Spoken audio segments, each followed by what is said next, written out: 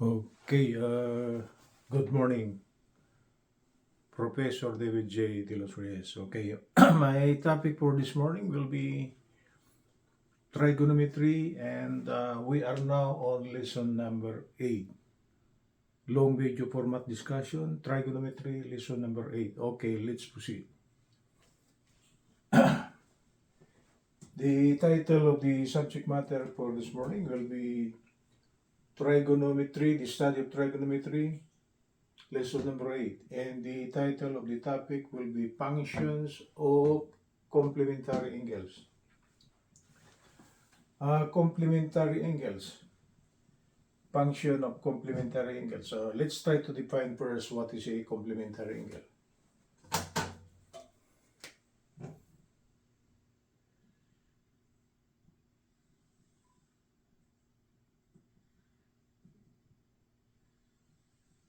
Okay. The simplest definition of a complementary angle is that two angles whose sum is 90 degrees. So the two angles are actually acute and the sum will be equal to 90 degrees. If we try to bring out this definition considering a right triangle, the acute angles for this right triangle is actually angle A and angle B, capital letter A, capital letter B. And they are both acute. And according to the definition of complementary angles, if the summation or the sum of angle A plus angle B is equal to 90 degrees, okay, they are complementary angles. Okay, what's the importance of complementary angle? The importance of complementary angles is that if we know one value of an angle and we are being asked to compute for the value of the complement of that angle, by using this concept, we could bring out our answer. So, the different concepts on how to implement this complementary angle concept is actually by using these 6 formulas here. Since there are 6 trigonometry function, there will be 6, right? This 1, 2, 3, 4, 5, and 6. The first one is the sine function. Second one is the cosine. Third one is tangent. Fourth one is cotangent. This is now the, what you call this, abbreviation, okay? Because the last time around, I discussed the abbreviation of the different functions. We will not be writing the complete name of the function. We will just bring out the 3-letter abbreviation, okay? So this is red sine of A, cosine of A, this is tangent of A, this is cotangent of A, secant of A, and this is cosecant of A. And under the complementary function, there are 6. That's why sine of angle A should be equal to the cosine of angle B. Later on, we will prove this one. If A and B are complementary, the sine of A should be equal to the cosine of angle B. If they are complementary, meaning their sum is 90 degrees. But if their sum is not equal to 90 degrees, we could not use these 6 formulas. For this to be correct, okay, the sum of A and B, angle A plus angle B, should be equal to 90 degrees. That's the requirement. Okay? So, if I will try to read again the different concepts, sine of A cosine equal to the cosine of angle B, cosine of angle A equal to the sine of angle B, tangent of angle A will be equal to the cotangent of angle B. If they are complementary, right? Fourth one, cotangent of angle A will be the tangent of angle B. Secant of angle A will be the cosecant of angle B. And the cosecant of angle A will be the secant of angle B. This is very important because if we are given one value and the other values are being asked and the complementary values are also being asked, we could use these concepts here. Okay, let's try to bring out an example, okay, for us to visualize the importance of the so-called complementary concepts. I place it here. Prove that sine of 30 degrees is equal to cosine of 60 degrees. Let's check first. I will add one more here. Literal. Literal. The example is this. Prove that sine of 30 degrees is equal to cosine of 60 degrees. This one resembles concept number one, that is sine of angle A is equal to the cosine of angle B. This is correct if the sum of angle A and angle B is equal to 90 degrees. Let's try to check. 30 plus 60 is 90, right? So they are complementary. So we can use concept number one to prove this one. Sine of 30 will be equal to cosine of 60, but we could prove it mathematically later on. And the next one will prove that cosine of 30 degrees, the next one, is sine of 60 degrees. Let's try to check if they are complementary. 30 and 60 are equal to 90 degrees, so they are complementary. So this might be correct. Cosine of 30 degrees is equal to sine of 60 degrees. Okay, let's try to bring out the proper solution of this one. Or at 30 degrees, the complementary function is actually 60 degrees. And according to the problem, prove that sine of 30 degrees is equal to the cosine of 60 degrees. And to prove this, we will be bringing a right triangle here in which the angles inside, the acute angles inside are actually 30 degrees. If this is 30, if they are complementary, this should be 60, right? Because the sum of this angle here plus this should be equal to 90 degrees by using this concept here. So, what's next? Okay. What is sine of 30 degrees? Sine of 30 degrees is actually 1/2. For those who have been engineers for a long time, or those who are expert in the study of trigonometry, if they say 30 degrees, actually they memorize the value of sine of 30 degrees, and that is 1/2. So without even using your calculator, if you know the sine of 30 degrees, you could compute the other values for that given angle, plus its complementary. So by using this value here, sine of 30 degrees is equal to 1/2. Okay, sine of 30. Considering this 30 degrees here, they should be opposite side, right? This is adjacent side, this is hypotenuse. And what is the sine function? What's the definition of sine function? The sine of any angle A is equal to opposite side over hypotenuse, right? That's what you call this lesson number 7. That's why I brought out the most relevant topics under the study of trigonometry, the basic definition of the different trigonometric functions. This is a general equation of any angle is actually the opposite side over hypotenuse.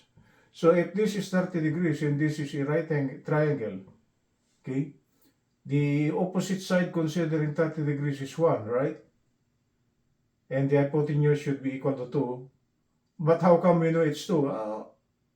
Like what I said, if you've been an engineer for a long time or a good mathematician, you know the sine of 30 degrees is 1/2. So meaning to say, this should be 1 and this should be 2. Okay, and to compute for the adjacent side, I give you the, what you call this solution the last time around, use what you call this Pythagoras principle. So the square of the hypotenuse should be equal to the sum of the square of this. So if we are computing for this side here, it should be the square root of 2 squared minus 1, which is the square root of 3. So if this is 1 and this is 2, the adjacent side considering 30 degrees will be square root of 3. So we now know the three, what you call this leg of a right triangle, okay? So this should be 1 and 2, this is square root of 3, if this is 30 degrees, okay? So how do we know this is 60 degrees? We know from this concept here that the sum of the interior angle should be equal to 90 degrees. So if this is 30, this should be 60, right? Okay? Okay, let's try to bring out the sine of 30 degrees now. If we take the sine of this, it should be its opposite side over the hypotenuse. So this should be 1 over 2, right? Okay, let's try to take the cosine of 60 degrees. The cosine of 60 degrees, like what I said, if you are bringing out the definition of trigonometric function, okay, try to take into consideration what angle you are considering. So if we try to consider 60, okay, this should be its adjacent side, okay, and this is its opposite side. And what is cosine of 60? What is cosine of 60?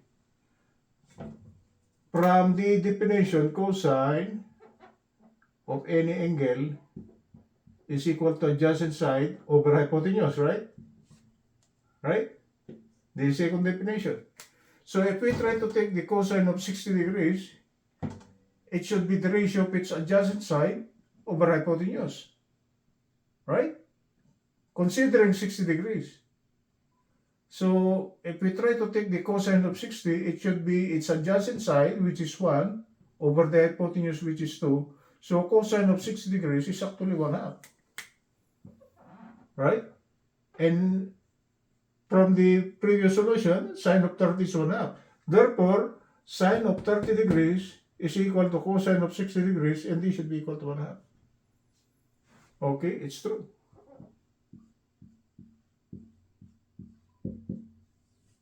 Right? So concept number 1 is correct. The sine of angle A should be equal to the cosine of angle P, and the proof of this one is this one. Right? That's the proof. The sine of this angle should be the cosine of this if they are complementary. That's why our topic for tonight is complementary angles, right? The function of complementary angles. What's next? We'll prove that cosine of 30 degrees is equal to sine of 60 degrees. Okay, considering again 30 degrees. Considering this 30 degrees, this is its opposite side, this is its adjacent side, and this is its hypotenuse. Let's try to compute for cosine of 30 degrees. Cosine should be adjacent over hypotenuse, right? Adjacent side over hypotenuse. The adjacent side considering 30 degrees is square root of 3, so this is square root of 3. Hypotenuse is 2, so this is 2. Okay, so we now know the cosine of 30 degrees. Considering 60 degrees, okay, we'll take the sine of 60 degrees. What's the definition of sine? It's opposite over hypotenuse, right? Sine of any angle is opposite side over hypotenuse. Considering 60 degrees, its opposite side is square root of 3. And its adjacent side is 1. So if we try to take the sine of this, it should be square root of 3. Okay, its opposite side. The opposite side of 60 degrees is square root of 3 side. And the hypotenuse will be 2. So sine of 60 degrees will still be square root of 3 over 2. Therefore, cosine of 30 degrees is equal to sine of 60 degrees. And as per showing on the board, using this right triangle, the value of cosine of 30, which is equal to sine of 60, is equal to square root of 3 over 2. It's true. Okay? That's concept number 2. Right? We are done with concept number 1. So we are using the solution here by using the definition of the different trigonometric functions, that is previous lesson number 7. That's why I told you it's the heart and soul of trigonometry. Without knowing the definition of the different trigonometric functions, we could not bring out the solution here. Okay? Last one. Prove that tangent of 30 degrees is equal to cotangent of 60 degrees. we are proving this concept number 3 here. Okay? Prove that tangent of 30 degrees is equal to cotangent of 60 degrees. Okay, let's try to consider 30 degrees. 30 degrees, this is its opposite side, this is its adjacent side. And the definition of tangent, what's the definition of tangent? The tangent of any angle is actually opposite side over adjacent side. So considering 30 degrees, if we try to take the tangent of this, it should be the ratio of its opposite side over its adjacent side. Okay, so tangent of 30 degrees will be 1 over square root of 3, over square root of 3. Okay, let's try to compute for the cotangent of 60 degrees. Cotangent of 60 degrees, okay, without using calculator. I place it here, it is the reciprocal of tangent because cotangent and tangent are actually reciprocals, right? Therefore, cotangent of 60 degrees is equal to 1 over tangent of 60 degrees, right? So, we can compute for the tangent of 60 degrees, okay, by using this relation here. And what will be the tangent of 60 degrees? This is 60. Considering this 60 degrees here, its opposite side is square root of 3, and its adjacent side is 1. So if we try to take the tangent of 60 degrees, it should be its opposite side. Is it correct? Oh, it should be the tangent. Yeah, it should be square root of 3 tangent, right? Okay, over 1. So this is 1. I'm following this. Tangent of 60 is actually opposite side over adjacent side. It is square root of 3 over 1. Right?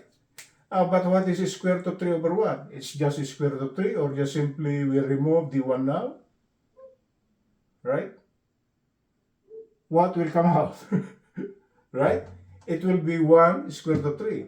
This one here is same as this one. Right? Tangent of 60 is actually square root of 3 over 1. Because considering 60 degrees, this should be its opposite side and this is its adjacent side. So if we try to take the tangent of this, it should be square root of 3 over 1. Okay, so this is 1 over square root of 3 over 1. I remove the 1 underneath, so it will just be simply 1 over square root of 3. Therefore, tangent of 30 degrees is equal to cotangent of 60 degrees, and this should be equal to 1 over square root of 3. It's true. Okay, it is disconsidered. Oh, actually, we could bring out also the next 3 functions, but the procedure is still the same, right? We've given you this one already, this one, and the procedure on how to bring out this one is same as this one. In here, you will be using the reciprocal function to get the equivalent, like what we did on the tangent.